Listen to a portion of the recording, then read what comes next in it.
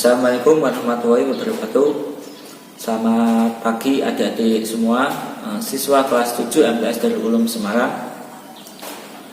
Semoga kita selalu diberi kesehatan dan perlindungan oleh Allah Subhanahu wa taala. Tidak pesan-pesannya saya mengingatkan untuk senantiasa menerapkan protokol kesehatan seperti menjaga jarak, memakai masker, senantiasa mencuci tangan, dan makan makanan yang bergizi guna memutus rantai virus COVID-19. Alhamdulillah hari ini kita dapat bertemu kembali dalam pembelajaran daring mata pelajaran Al-Quran Hadis, yaitu mengenai Al-Quran dan Hadis sebagai pedoman hidupku. Kemarin kita sudah mempelajari mengenai pengertian Al-Quran dan Hadis dan fungsi-fungsinya. Pada pertemuan kali ini kita akan membahas cara memfungsikan Al-Quran dan Hadis dalam kehidupan sehari-hari. Kita sebagai orang yang beriman, kewajiban kita adalah memfungsikan Al-Quran dan Hadis dalam kehidupan. Pengetahuan tentang arti dan fungsi tanpa penerapan menjadikan pengetahuan tersebut kurang bermanfaat. Maka perlu memahami cara memfungsikan Al-Quran dan Hadis dalam kehidupan sehari-hari. Adapun tata caranya yaitu sebagai berikut. Pertama,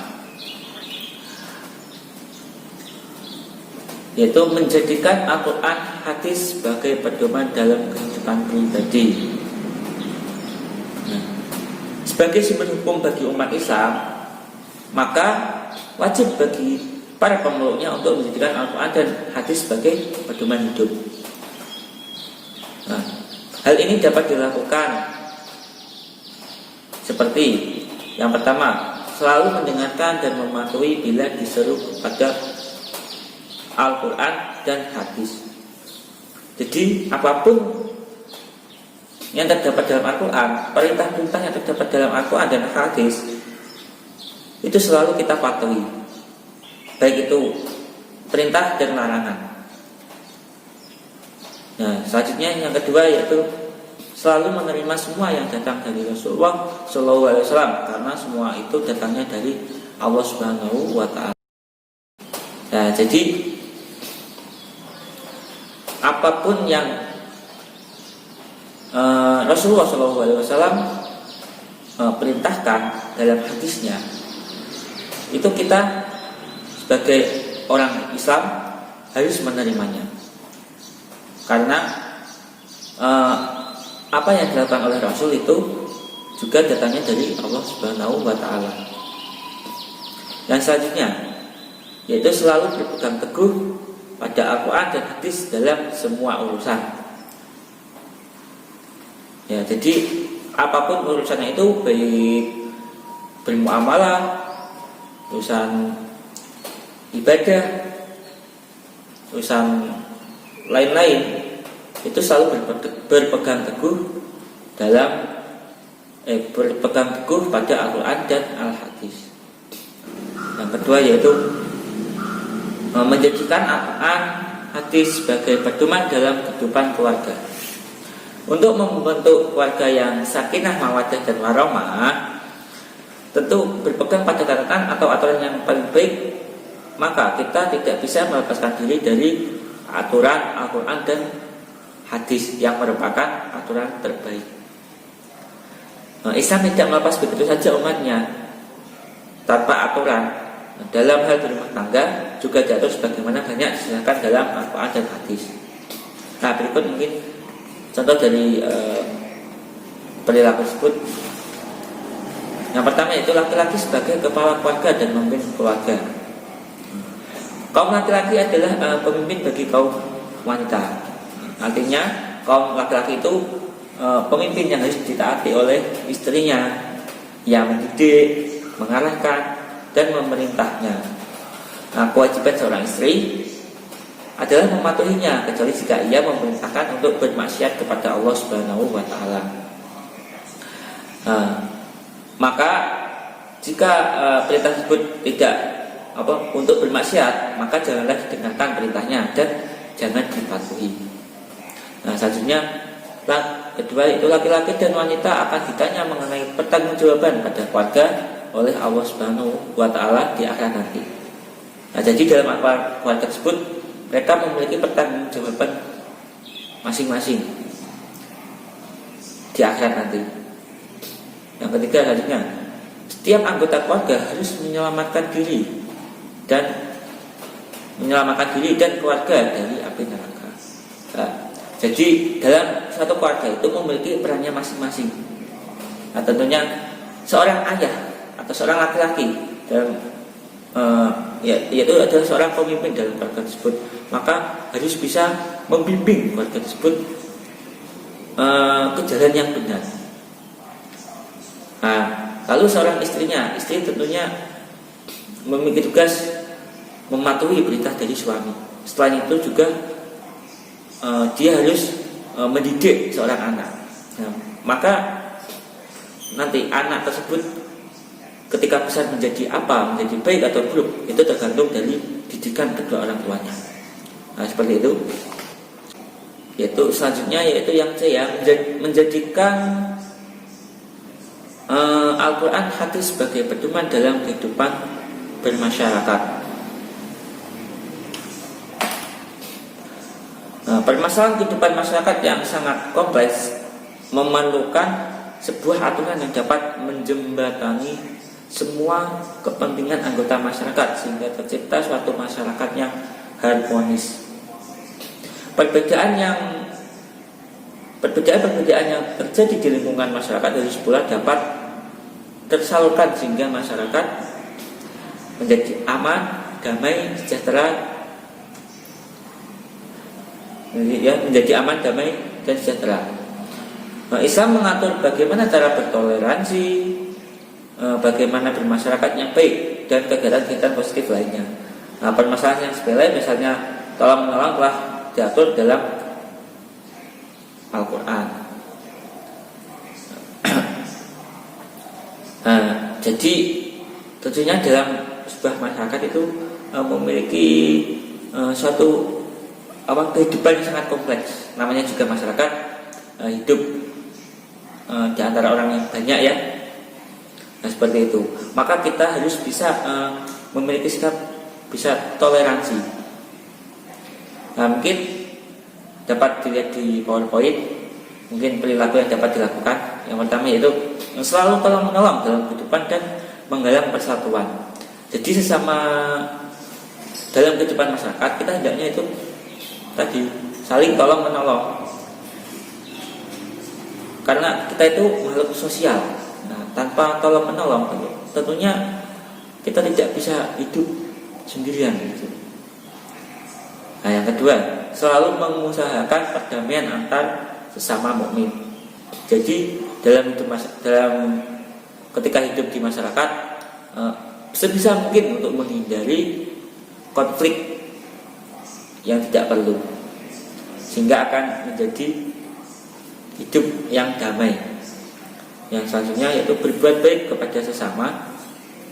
Selanjutnya menunaikan hak sesama. Nah, selanjutnya yang keempat, yang D, yaitu menjadikan Al-Quran hadis sebagai pedoman dalam kehidupan berbangsa dan bernegara.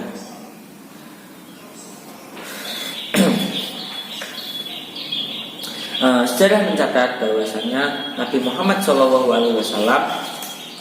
pernah menerapkan suatu tatanan masyarakat dalam nuansa Islami. Berawal dari lingkungan masyarakat kecil di sekitar Masjid Nabawi, kemudian meluas hingga menjadi suatu komunitas besar dengan tatanan sosial politik. Dengan kekuatan hukum Islam akhirnya membentuk tatanan sosial politik yang memudahkan dalam membina umat dan bangsa. Dalam penekanan Nabi Muhammad SAW dalam menyelesaikan segala persoalan bangsa dengan mengedepankan musyawarah, karena persoalan tersebut menyangkut hajat hidup orang banyak. Jadi ini Nabi Muhammad telah memberikan contoh pada kehidupan yang lalu. Jadi Nabi Muhammad ketika terdapat masalah dalam tadi berbangsa atau bernegara, Nabi Muhammad menyelesaikannya dengan bermusyawarah, karena ini menyangkut kehidupan orang yang banyak. Nah, mungkin bisa dilihat di PowerPoint, mungkin contoh perilakunya mungkin satu, yaitu saling menguatkan satu sama lain dalam membangun negara. Jadi hendaknya ketika kita membangun dalam kehidupan negara itu saling mendukung, saling mensupport, bukan saling menjatuhkan untuk kepentingannya diri sendiri. Jadi kita harus tuh saling mendukung untuk kepentingan, untuk kemaslahatan bersama, supaya terbentuk negara yang aman, damai, dan sejahtera. Selanjutnya yaitu selalu mengutamakan musyawarah dan menyelesaikan segala macam persoalan yang menyangkut orang banyak. Ya, seperti yang dicontohkan Nabi Muhammad SAW tadi ya. Mungkin itu saja. Selanjutnya ya, yang terakhir nih, menjadikan Al-Quran dan hadis sebagai hakim dalam menyelesaikan masalah.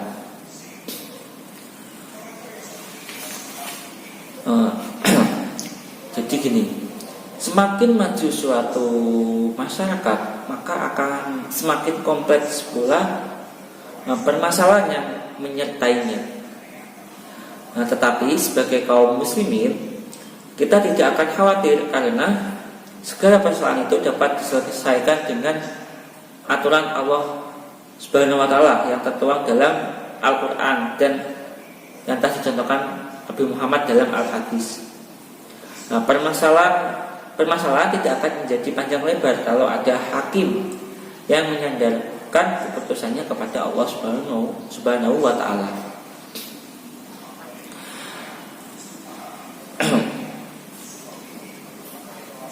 Mendamaikan permasalahan antar manusia merupakan amalan soleh yang utama karena akan berbuah pahala yang besar.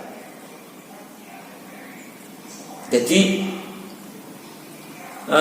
mendamaikan permasalahan antar manusia itu merupakan suatu amal yang soleh dan mendapatkan pahala yang besar. Ya karena itu damai, jika damai kan tentunya semuanya akan aman dan tidak terjadi konflik dan lain-lain. Bisa dilihat di slide, mungkin itu bisa diringkas ya. Yang pertama itu selalu berhukum kepada Al-Quran dan hadis dan tidak pada yang lain. Jadi ketika kita terdapat masalah, namanya masalah, kita selalu berhukum, selalu berpedoman dalam Al-Quran, melihat hukum dalam Al-Quran itu bagaimana, apakah boleh melakukan itu atau tidak boleh. Nah seperti itu. Jadi ketika ada masalah, kita harus menengok dulu Al-Quran dan hadisnya. Selanjutnya yaitu selalu taat kepada Allah Subhanahu wa taala dan Rasulnya dan para pemegang urusan atau kekuasaan, dan mengembalikan perkara kepada Al-Quran dan hadis bila terjadi beda pendapat. Nah jadi kita itu disuruh taat kepada Allah, kepada Rasulnya, dan para pemegang urusan. Nah misalkan di sini, misalkan dalam permasalahan sengketa tanah, nah, tentunya kita harus menyerahkannya kepada pemegang urusan atau kekuasaan, misalkan ke hakim, ya, untuk dilakukan penyelidikan dan mengembalikan perkara ini kepada Al-Quran dan hadis bila terjadi perbedaan pendapat. Selanjutnya, orang beriman harus membuktikan bahwa ia selalu berhukum kepada apa yang datang kepada Rasul dalam semua persoalan. Nah, jadi tadi seperti yang pertama tadi, ketika ada suatu persoalan, kita itu harus melihat dulu dari Al-Qur'annya, dari hadisnya, supaya dapat menyelesaikan masalah tersebut. Nah, mungkin itu saja yang bisa saya sampaikan. Untuk selanjutnya ya, yaitu absen. Silakan kalian yang sudah mendengarkan, silakan mengisi absen ya di link di atas ya, bisa dilihat sebelah sini ya, mohon maaf, ini bisa dilihat. Silakan kalian klik dulu lalu absen. Sudah, mungkin itu saja yang dapat saya sampaikan. Itulah mungkin beberapa tadi